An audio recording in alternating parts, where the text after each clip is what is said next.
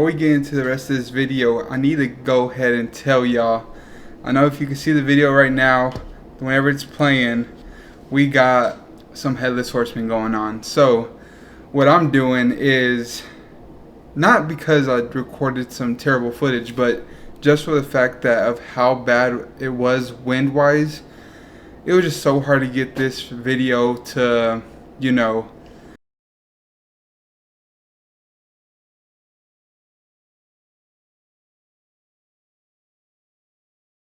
layout for the Big Arms tournament coming up. And as you can see, we got two other people on the channel, which will be, one is Mason, he was inside the red shirt, and then also Oliver, which was inside the black shirt. And yeah, off the tee on hole 1, we're throwing our trails off the tee. I'm gonna be playing the short pad to the long basket.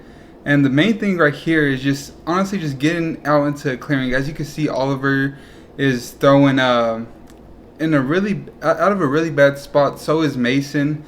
Not really the best spot you want to be off the tee, but also it is still manageable to save the 4. It is a par 4, but as you can see right here, I made it pretty much far down there for a chance to actually lay up to get a putt.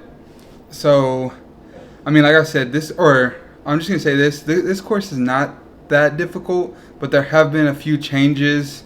As I get a birdie right there, there has been a few changes that Mason is kind of trying to incorporate into this Mackenzie course. Which one he does is switching up the tee pads and switching up the baskets you're actually going to. Like right here, we're going, or it's the same thing. We're going long to long. As you can tell from the first tee pad, we went short to long. The long pad is a little bit further back, so we're not playing that one. The main thing about this hole is honestly either pushing it towards that right tree around it, or doing what Mason is doing right here and throwing it pretty much dead straight right at the basket, giving himself a good look. And then you could just tell by the wind right here, Oliver has quite a bit of distance for somebody of his age, and he just put it on just a little bit too much anhyzer, and the wind just kind of took it. And as you can see for me right now, I'm over here just trying to get up and down. Was trying to give it a nice little bit, but that wind is just playing with disc. And check out Mason right here. Absolutely drains it dead center into the center of the chains. That was one way to start the round right there. Now we just got Oliver right here. And something I could say about Oliver, as you will see playing out closer towards the later part of this video, is that for his birdie looks and for his par looks, he's running the basket. But once he gets past that, he's just somebody that could just eat their medicine and lay up whenever it needs to. So big shouts out to that. Now we're on hole 3, par 5, I believe. Yeah, I don't think it'll be anything other than a par 5. But we got Mason right here throwing the trail. The main thing is pretty much being right there where Mason is. You just really want to throw something onto this right side. Give yourself, if you could just see that light pole that's inside the back, not this first light pole, but the second one that's just right behind it, you want to be looking into that gap. Or if you bail out, your bailout could be hyzer and left of the one tree that's pretty much center of frame of the picture, because you want to be able to get up to the street, which you will see later on, and you want to be able to cross the road, because we are going to a long pad right here. So we're just going to be watching Oliver right here, just trying to get up and down, make some good progress up onto the fairway. And I believe it might be me, or no, it's Mason. So as you can see, Mason's be choosing the left side to get up and down, and he just threw a big old anhyzer. But like I said, the wind is just doing too much out there that it's not going to hold over, and it's also probably just going to stable up your disc. I'm pretty sure we might have had a little bit of a right to left headwind. And I'm trying to get up and down, was trying to lay up, but I accidentally put this on just a little bit of anhyzer, and I ended up sailing past into the street, so I ended up going OB on this hole. So now we got Oliver with his third shot, I believe. And look, you can just tell the wind right here, just pushing his disc way off to the right, but he has enough stability right there just to get back left a little bit. And later on in this hole, as you can see right here, or look, Oliver showing off his favorite discs. Right here, you'll question why Oliver kind of went forehand. That pole that's in the center of the frame is actually a Mando. You got to go around left of that telephone pole. So that's why you kind of really want to be on an advantage and go left side. Because if you are anywhere right or onto, what is it, Forged Fairway, there's really no way to avoid that Mando. And right here, I'm just trying to lay up, but ended up selling it too hard. Have too much power in the tank right here. But that slowly goes away, as you can see later down in this video. Where we were out here for a little bit while, man. And plus, as you can tell, we're kind of struggling just on this one hole. So this course can be brutal. But, I mean, if you're scoring good, it is a scoreable course. It ain't really the hardest that I've played. But another thing that you're going to be contesting, depending on whenever this tournament does happen and what the wind is looking like for the tournament. If it's perfect weather, I could see some like amazing scores coming out of here. And yeah, I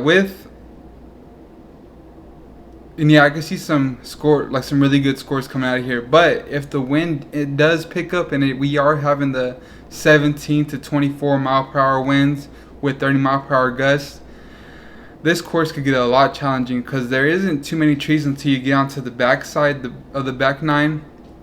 But the front nine is just, that's where bogeys come. Maybe triple, maybe quads, it depends. So now we're here on hole 4, Mason showing off his favorite birdie disc right here. And he's honestly just throwing out, just trying to get out into the open. But as you can tell, as soon as he threw it on Anheuser, the left to right wind kind of just picked up and just taking both of these for a ride. So that kind of scared me. I honestly kind of got confused. I thought they were going to be going to the short pad, but I made sure to Mason that we were actually going to the long pad. And I kind of just blasted this tree off to the right side. Fortunate to actually power through, so good thing we got some speed on that disc to actually get down there in the fairway. See me just talking about the tree right here.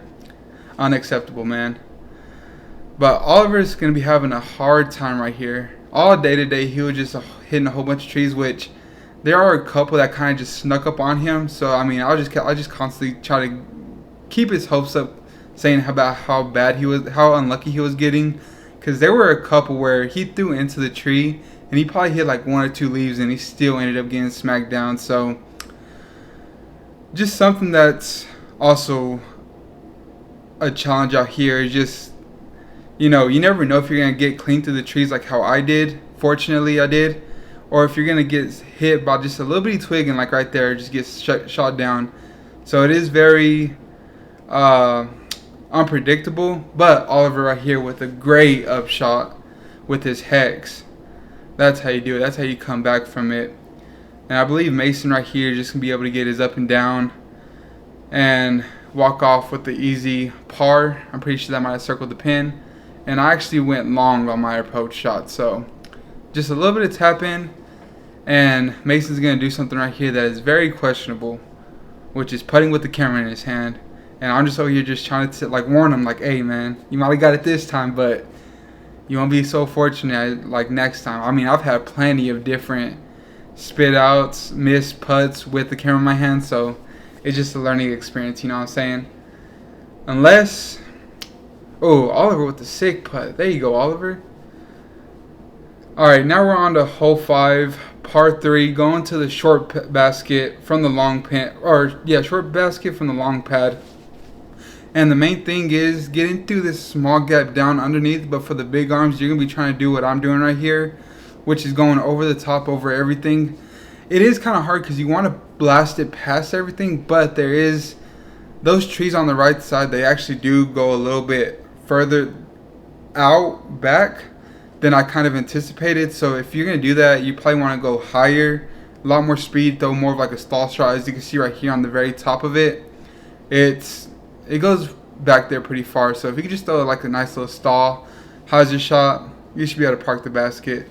Oliver right here was just trying to get up and down and get a 3. I believe he said for his first par of the day, so able to get that. Upshot for me, I wasn't trying to get too crazy, even though I did sell it kind of past it. And then Mason trying to work some more step putt magic, just couldn't quite get it there off to the right side. And with these Prodigy baskets, I'm just gonna let y'all know on a little bit of a secret. I know as you can see me and Mason hitting the left side, but if there isn't a right to left wind, those baskets typically catch on the left side. So just a little tidbit right there. Now we're on hole 6, and this might look a little bit different. So I'm gonna go ahead and pause it right here. As you could tell, we are throwing over water. We're gonna be on the right side of the creek, which the tee pad normally is on the left side of the creek, or the opposite side, which we're throwing to. Mason said it's gonna be a double island situation. So what does that mean? Well, we're gonna be carrying over water for about like a good 315 feet, I believe he said. And then you got the road, which plays as like another OB river, so to speak. And you're gonna be throwing to this right basket, or not white, but red basket on the right side. So it's a tough little par 4. You can easily get into the water, like which what both of, like as you can see, both of us did. Like as you can see, Mason over here is just trying to get across, but the wind, he just didn't get on enough anhyzer, and the wind kind of just took it for a ride off left. Hit the big tree and then just dropped down. And then if you can see me coming up, I was trying to go for the pin. I had just a whole bunch of different testosterone just telling me to go for it, and I just released it way too low. So I know I wanted to put on some anhyzer and kind of just throw it. I don't know. I just kind of wanted to put on some hyzer and kind of just let the wind, because we were throwing it to a little bit of a headwind. Kind of just flip it over and hold it, but couldn't make it. So here we are on the drop zone. This is the normal long pad going to the long tee. So as you can tell, Oliver just didn't want to throw. He just did a 360, you know what I'm saying, kind of boomed it out there. But now we're out here on the drop zone for hole 6.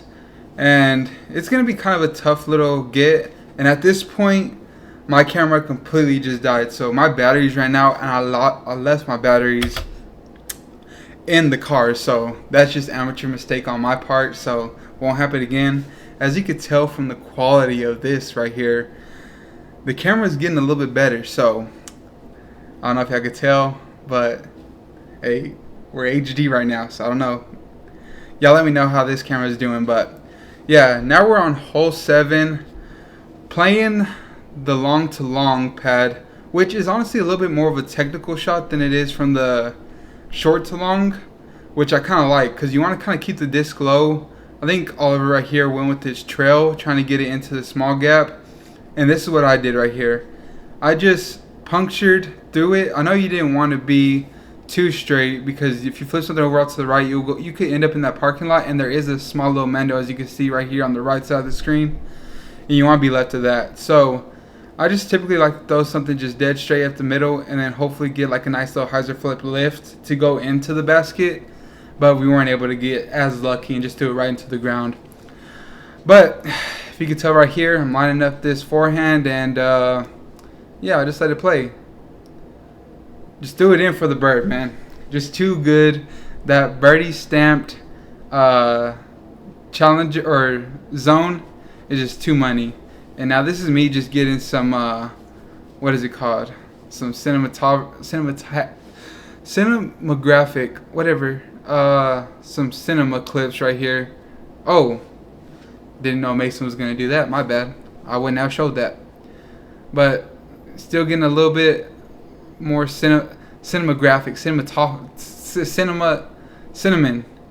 But we made the putts, and here we are, hole 8, throwing the detour. Which, have I told y'all enough about the detour? Y'all should just go cop one. It's just too good.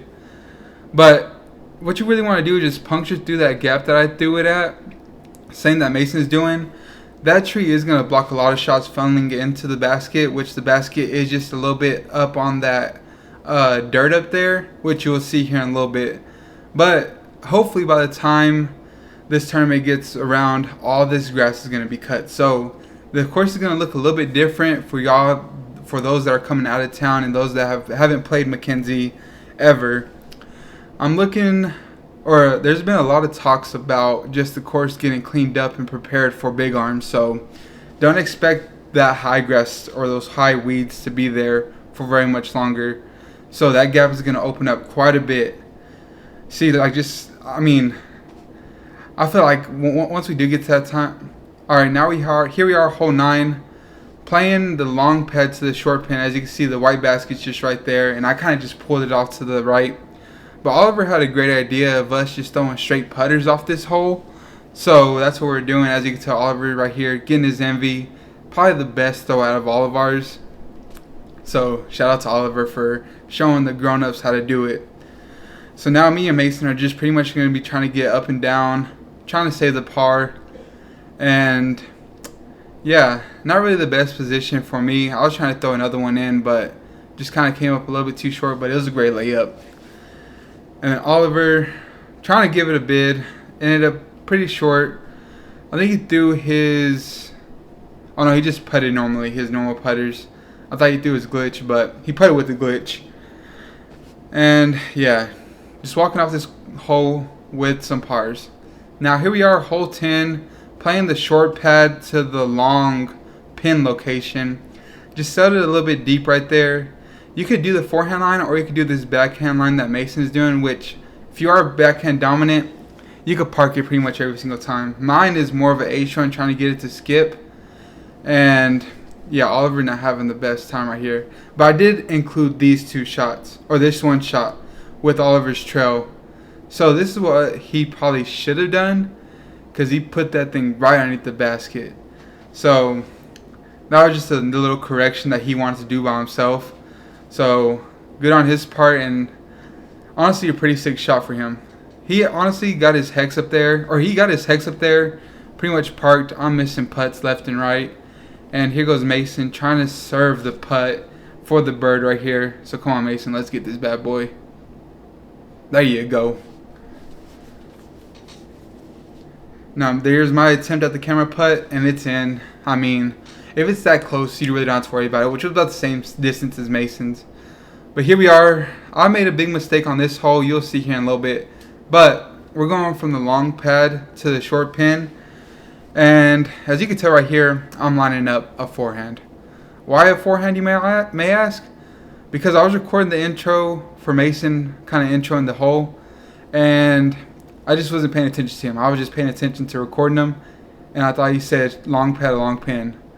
But we ended up going to the short pad. And I wasn't in the worst spot to actually get up and down. So it is what it is.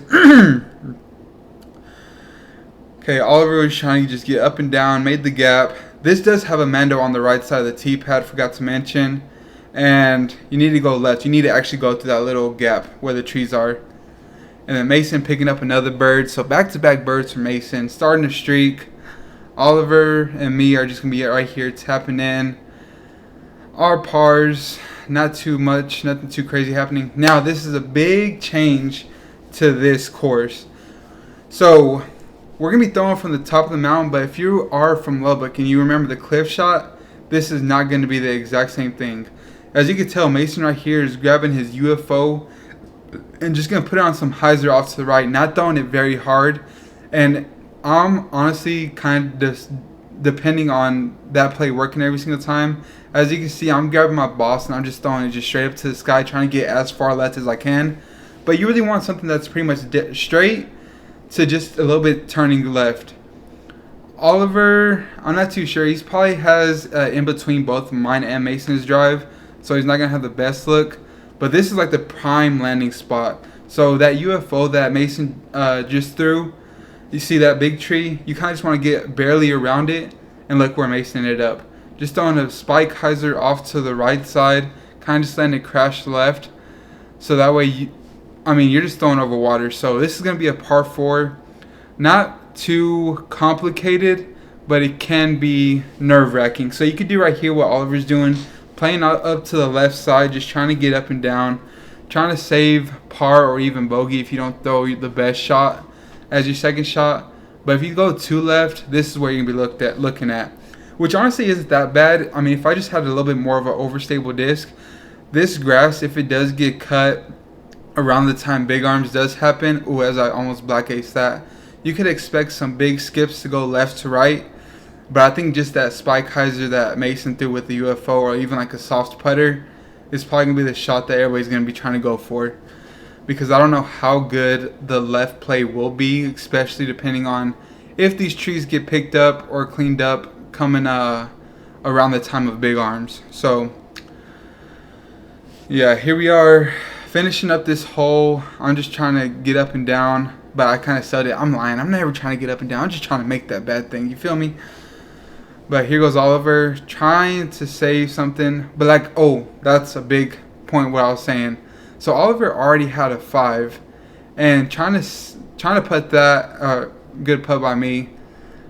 I'll talk about it here in a little bit. Here goes Mason on a knee, just trying to save the par. Got it. But yeah, Oliver just laying up, trying to do some damage control, which he's really good at. Really can tip my hat to that and just, applaud that. Because, I mean, not that many people at his age are doing that. But right here, we're going from the short pad to the long pin. And Mason kind of just got like a little bit lifted up and took and left. I wanted to negate that for the backhand. Typically on like a normal day, I probably will throw the spike hyzer off to the right side, getting around those 2 trees on the right side, and typically going left. But like I said, the wind was just too much right here. And as you can tell, Oliver pretty much throwing a pretty beast of a shot. Don't know where it's landing at, but it went up there a little bit. Mason just trying to, save the par, but as you can tell, he got that nose up. That thing just started going way high. Same with me, trying to sell it, but that tailwind was just doing too much. Come on, Oliver, you got this birdie putt. Yeah, so something just straight up the gap or going right to left over that big tree I was talking about will probably give you the best chance at a putt. But right here, towards the end of this round, we just started getting a little bit tired. We were already out here for like 2 to maybe 3 hours just trying to, look for disc and trying to figure out different filming things. And yeah, just a lot of stuff that, probably shouldn't have happened, but I mean, it ended up taking place. But yeah, so we just clean up. We're just cleaning up right here off this pretty easy hole, honestly. Now we're on hole, what is this? I think this might be hole 14, I believe. And I'm over here just throwing a spike or a flex forehand, but it kind of just stalled out. Didn't hold over as long. And Oliver's just going to be trying to get as much distance as he can. But bailing off to the left side right here is not the worst. There is a big spike hyzer going over that white basket, as you can see, that Mason's taken. But you kind of, inside the right to left wind, you don't want to take it as high. You kind of just want to throw it on some hyzer low, probably trying to black ace that white basket. And just depending on the disc to, get lifted by the wind in a right to left wind. But typically, I mean, if you're facing just a straight tailwind, then you could just do that straight hyzer that Mason was trying to go for. Me, I was just trying to neglect it, so that's why I did forehand. But right here, we're just, trying to get up and down. And hopefully they could do something. Hopefully this video could reach a lot of people, because there is a little bit of a wasp problem going in on this basket. If we get up there and it shows a good spot, but there is an opening in the barrel that this basket is sitting on, it's going to be on this left side where there's a whole bunch of, I think there might be a wasp nest right there. So don't want the players getting stung out there, which is the reason why I kind of get scared playing this course. Just the wildlife, man.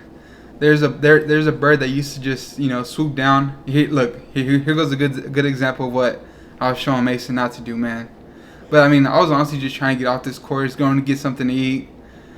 But here we are, no camera in the hand. Picked up the birdie. Or not the birdie, but picked up the putt. Now we are here on hole 15, I believe, is what it's playing as.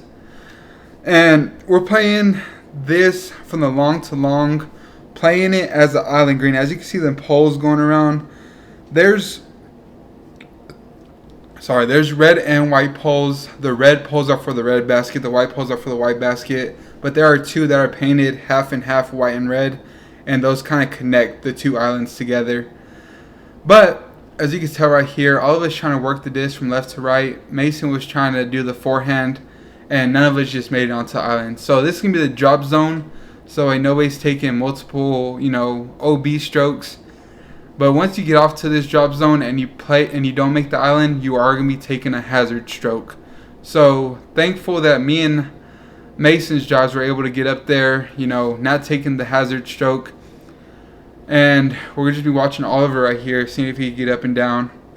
I believe this is his taco, or it's an overstable approach disc. Nice little birdie stamped dyed disc. But unfortunately, he does not make the island. So he's been taking his hazard stroke. See, look at that. Simple, just damage control, taking the medicine. If it was me at this point, I'm selling everything. I'm sending it. Look, I'm still sending it, bruh.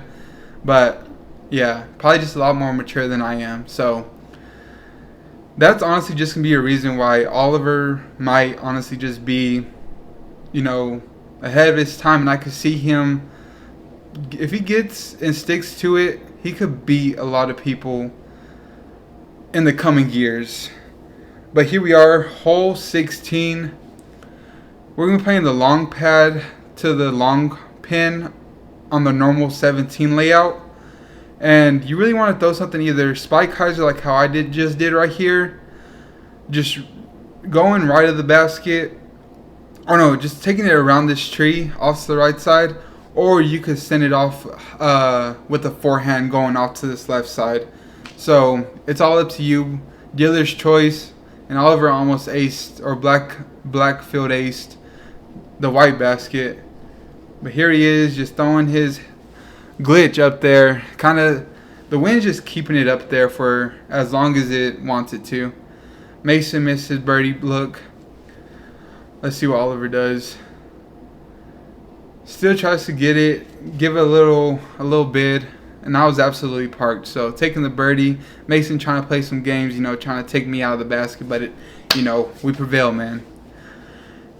And look, here he goes again. Oliver taking his medicine because he knew that if he just gave it a bid, he doesn't know where that disc is going to go. So you might as well just take the guaranteed score than, trying to do some yo-yo putting and going back and forth.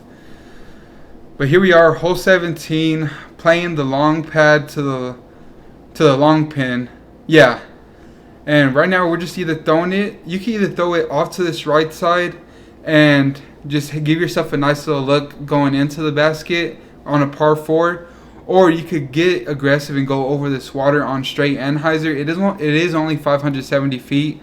I have been pinned high before, so there is an aggressive eagle look if you really want it, but I don't think there's going to be a lot of people trying to actually go for it, especially if there's like really crazy winds. But if it's calm or even tailwinds, I can see a lot of people taking their flippy stuff, or even if they got good angle control, taking the big anhyzer and giving the eagle bid. That's one thing you got to take into account too as Mason throws it into the wires, is that there is power lines up there. So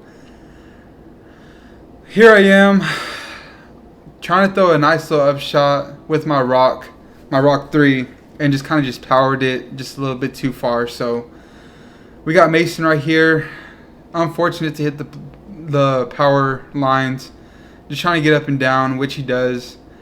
And then Oliver with his third shot, just laying it up there, easy par.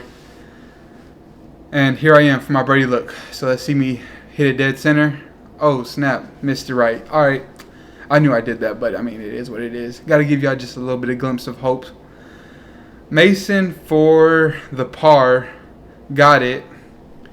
And so I'm going to be walking away with a par. Oliver's walking away with a bogey, and I'm going to be walking away with a par as well. So walking up and going into hole 18, which would be the final hole for this day, which is going to become a little bit tricky. And we're throwing it right here. This is a made-up tee pad to a made-up pin location. Does play as an island. So what you really want to do is grab your flippy distance driver, pull it right, and almost hit some people. Nah, I'm just playing. That's not really the play. But you really want to just throw either something on hyzer off to the right side. It is a Mando around that light pole, as you can see right there. It's a Mando left, so you can't be throwing any spike hyzers around it. So that's why that's why I went forehand. But it was only 300 some feet, so there was no need for me to put this on that much anhyzer and that hard.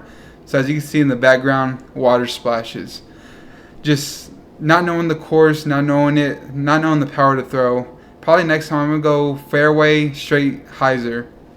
This is going to be the drop zone since none of us made the island. We're all throwing from right here. So I just took my zone. And as you can tell right here, I just kind of barely threw it. But I threw it a little bit too hard. I don't know how you do that, barely throwing it. But I was trying to give it like a nice little, par save right here. Oliver's throwing his hex final hole. Let's see him get up there.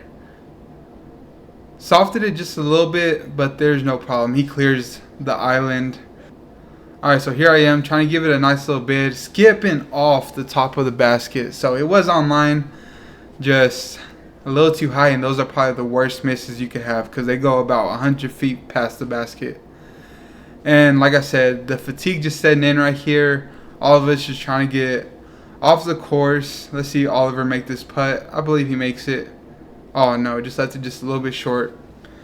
But yeah, there's going to be more disc golf to come. Some more different breakdowns on some of the A pool layouts. I will try to get some of the B pool layouts covered. But there's going to be, for the B pool layouts, it's going to be more of the traditional birdie layouts that Mason has. So you're not going to be playing the exact same course with the little amenities that Mason's providing. I'm pretty sure at May Simmons we're going to be playing the normal layout. There might just be a couple of changes on some islands and some different OBs and stuff. Maybe even a different starting hole, not too sure. But I think it might be a shotgun start on that course, so probably not. But from Mackenzie B pool, you're going to be playing the Birdie Productions layout, which I will see if I can get that filmed soon. But I think my main two focuses are going to be getting the Big Mac layout and then also the May Simmons layout for A pool, so that way we can get that covered. And then if I got time, I will be making the B pool layouts. So for all my B pool players, y'all will have that up as well. And yeah, I mean that's pretty much it. So shout out to Oliver and shout out to Mason for beasting through this course with me and for how long it took. I mean, sorry for us being out there so late, and sorry for us not getting the camera thing situated. But like I said, we got a new camera. Still need to get more batteries because I don't know how long it's going to last doing normal recordings and stuff. Something I'm still playing around with, still trying to figure out how to do this stuff. And got to make sure I get one of the, a dead cat too for my microphone, so it could block out some of this wind, because we are planning on having some more guests and stuff on the channel. So y'all leave a like for that. And if you are going to be playing big arms this year, make sure you leave a comment down below showing what you think you could do on this course. Like I said, it's all just going to depend about wind and how many different players there are going to be. Hopefully there's going to be some good, players out there. Really want to test my skills up against some of the best in the Texas area. But yeah, that's going to do it for the end of this video. Y'all make sure y'all tune in for some more disc golf content and some more stuff going on. I am on the road to 500, and if we do hit that towards the end of this year, I'm going to be doing the giveaway. So if you made it all the way through here, make sure you leave a like, subscribe, and also share this video for anybody that is playing big arms or playing in the Texas area. So yeah, I'm going to go ahead and catch you on the next one. Peace.